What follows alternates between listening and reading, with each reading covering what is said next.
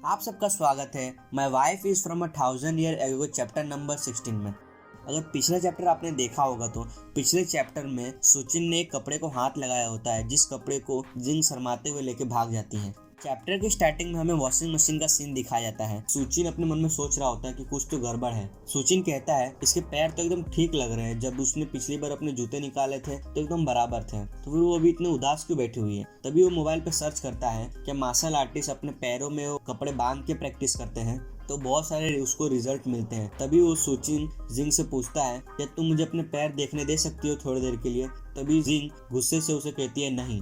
तभी सुचिन जिंग से पूछता है जो मैंने अभी तुम्हारे कपड़े छुआ था वो क्या था वो भी। तभी सुचिन को कुछ याद आता है और हमें नेक्स्ट सीन में जिंग को दिखाया था जो बहुत ही ज्यादा क्यूट लग रही होती है और उसने कुछ भी पहना नहीं होता है, सिंगल सा कपड़ा उड़ रहा होता है और सुचिन अपने मन में कह रहा होता है तभी मैं सोचूं कि मैंने जो उसके लिए ब्रा और अंडरवेयर लाए थे उसने क्यों नहीं पहने।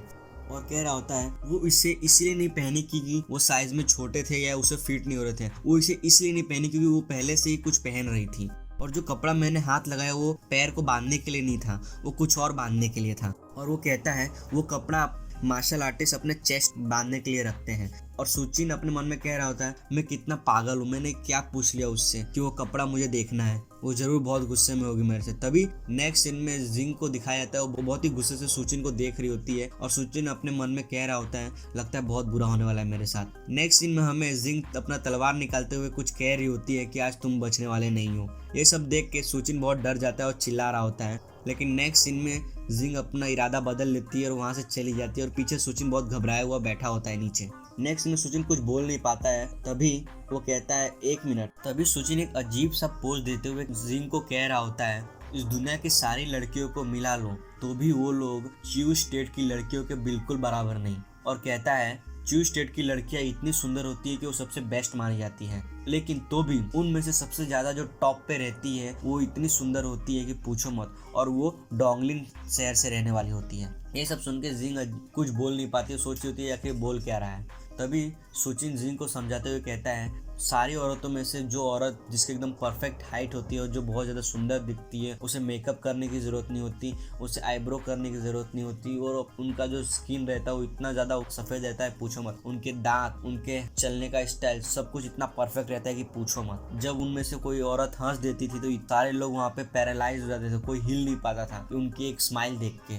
लेकिन दूसरी तरफ एक औरत है जो डेंगजू जी की वाइफ है, जो इतनी ज़्यादा खूबसूरत है कि पूछो मत। उसकी वाइफ के एकदम अजीब से बाल, उसके अजीब से चेहरे, अजीब से दांत, अजीब से होठ, एकदम सारे चीज़ें अजीब है, लेकिन तो भी वो उससे शादी किया। लेकिन डेंगस्टू जी उससे प्यार करता था, इसलिए वो उसके साथ शादी किया और उसके 5 बच्चे हुए। तभी सुचिन जिंग को 5 उंगली दिखाते हुए कहते कि 5 बहुत ही ज़्यादा है, क्या तुम्हें भी ऐसा नहीं लगता कि बहुत ज़्यादा है। तभी सुचिन बहुत परेशान होकर जिंग को कहता है वो ऐसी औरत से शादी किया जो ना सुंदर ना किसी को आकर्षित कर सकती थी, लेकिन वो उससे प्यार करता था इसलिए उसने शादी की, उसके 5 बच्चे हुए और 5 ग्रैंड चाइल्ड भी हुए। डेंगजू जी बहुत ही अच्छा इंसान था, वो मेरा रोल मॉडल है और मैं उसी को फॉलो करता हूँ, इसीलिए मैं सारे यंग वॉरियर से तारीफ सुनना पसंद करता हूँ। और अपने आप को वो अपने मन में कह रहा होता है आज से मैं डेंग्यू जी। ये सब सुनने के बाद जिंग बहुत ही अजीब नजरों से सुचिन को देख रही होती है।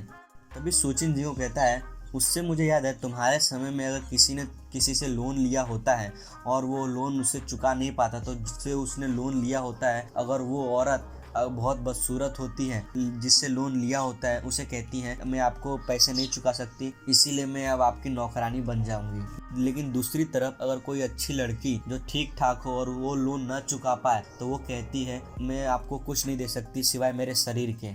ये सुनने के बाद जिंग बहुत ज्यादा गुस्सा हो जाती है और चिल्लाते हुए कहती है क्या बॉडी, तू कितना ठरकी निकला। तभी सुचिन जिंग को कहता है मैं तो मजाक कर रहा था, शांत हो जाओ शांत हो जाओ। तभी सुचिन अपनी बिल्ली को आगे ला रख देता है और कहता है देखो मुझे माफ कर दो। तभी जिंग कहती है ठीक है। तभी सुचिन उसे लैपटॉप में दिखाते हुए कह रहा होता है ये सब मजाक साइड में रखो, वैसे भी तुम्हें बहुत सारे चीज़ों को अभी समझना है। और कहता है मुझे मालूम है कि तुम उस कपड़े को इस्तेमाल करती हो, लेकिन तुम्हें ये भी चीज़ पहनना सीखना होगा क्योंकि तुम इस समय में अभी जीना चाहती हो, और तुम ये देखो कि इस समय के लोग तुम्हें क्या क्या दे सकते हैं और तुम्हें ऐसे ही कपड़े पहन के घूमना होगा। तभी वो लैपटॉप में दिखा रहा होता है कि कैसे ब्रा पहना जाता है और अपने मन में कह रहा होता है अगर वो इसे नहीं पहनेगी तो कपड़ा बर्बाद हो जाएगा।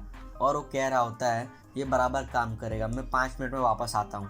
वो जिंग कहती है ठीक है। 5 मिनट बाद में हमें दिखाया जाता है कि जिंग वापस आ गया होता है और कहता है कैसा चल रहा है, कुछ समझ पा रही हो कि क्या चल रहा है क्या नहीं। तभी जिंग को दिखाया जाता है, जिंग बहुत घबरा गई होती है और कहती है इस समय के लोग ये सब भी चीज पहनते हैं, और शर्माते हुए कहती हैं ये लोग कितने बेशर्म हैं। ये सुनने के बाद सुचिन कहता है क्या बोल रही हो तुम, क्या बेशर्म, डिजाइनर कपड़े पहनना, अपनी जिंदगी को एकदम आराम से जीना, क्या ये बेशर्मी की बात है। तभी जिंग खड़े हुए कहती है बिल्कुल शर्मनाक बात है। सुचिन कहता है तो फिर मुझे बताओ तुम्हें क्या लगता है इसमें क्या शर्म की चीज है।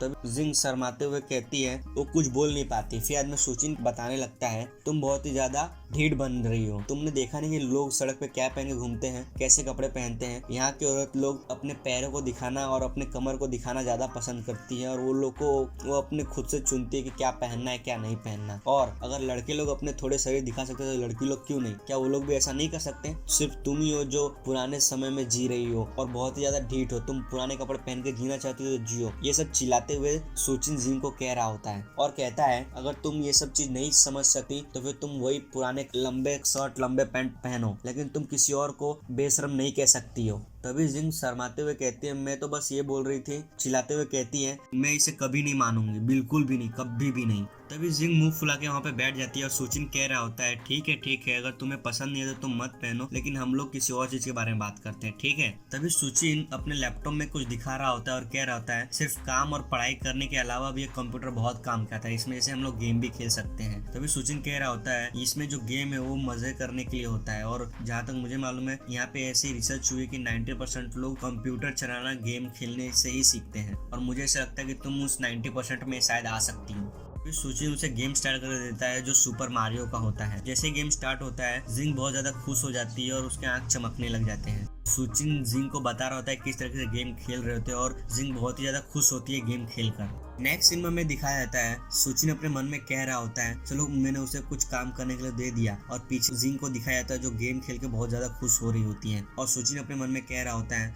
अगर मैंने उसे गेम खेलने के लिए नहीं दिया होता तो जरूर वो बाहर चली जाती अपने मार्शल आर्ट प्रैक्टिस करने के लिए। सुचिन अपने मन में कह रहा होता है जिंग जब इस दुनिया में सीख जाएगी कैसे रहना है और मुझे वो बिना कहे चली गई तो बिल्कुल इस तरीके से दिखी। तभी सुचिन जिंग को एक अजीब से कपड़े में सोचने लगता है, वो अपने सर पे टोपी और अपने मुंह में एक घास का तिनका चबा रही होगी और कह रही होगी कि मैं अब यहाँ से जा रही हूँ, अब समय आ गया 2D वर्ल्ड में जाऊँ। और वो यहाँ से चली गई और कहेगी कि मैं अपने घर को ढूंढने जा रही हूँ, इससे अच्छा कि मैं उसे इसी घर में रखूँ और उसे गेम खेलने दूँ। तभी नेक्स्ट सीन में सुचिन लैपटॉप बंद कर देता है और कह रहा होता है अब बहुत ज्यादा हो गया, तुम 1 घंटे से गेम खेल रही हो। ये देख के जिंग बहुत ज्यादा उदास हो जाती है, कहती है क्या इतनी जल्दी। तभी सुचिन कहता है क्यों ना मैं तुम्हें पत्ते खेलना सिखाऊं इसके अंदर। इसी के साथ चैप्टर 16 यहाँ पे खत्म होता है। जाने से पहले चैनल को सब्सक्राइब करना बिल्कुल मत भूलना और साथ ही बेल आइकन दबा देना।